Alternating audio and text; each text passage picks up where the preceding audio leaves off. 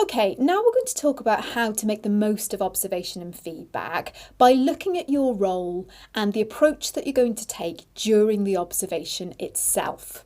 So consider the information that you will need to log, capture, consider, think about in order to help the student teacher, what you're going to need to feed back in a purposeful way.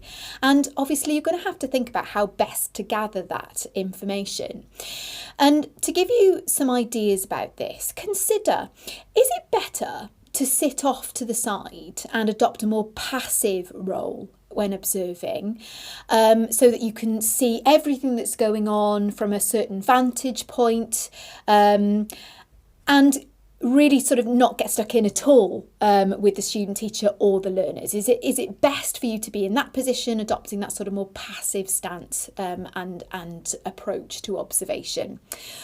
Or will you learn more about the student teacher's practice and its efficacy by getting in amongst the pupils and observing, discussing, seeing firsthand how they are responding to the pedagogy of the student teacher in the classroom? Is that going to help you to help them?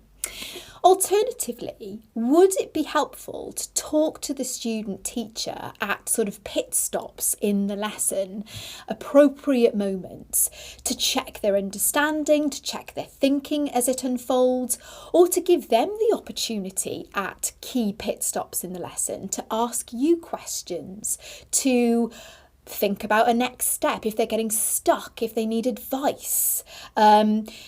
This kind of much more interactive relationship and approach to observation, number one, acknowledges that the student teacher is learning whilst you're observing them teach. They are learning as they go. And of course, learning is messy. It doesn't always work out as you intended. So I guess if you're passively sitting in the room, what that doesn't allow you to do is to intervene, is to support, is to steer the course of the student teacher's direction of the lesson and practice in the moment in the lesson. Now that might be highly appropriate to that particular moment in time, to what that student needs, or you've got some alternatives to consider if they're at a different point or if their needs dictate a different approach.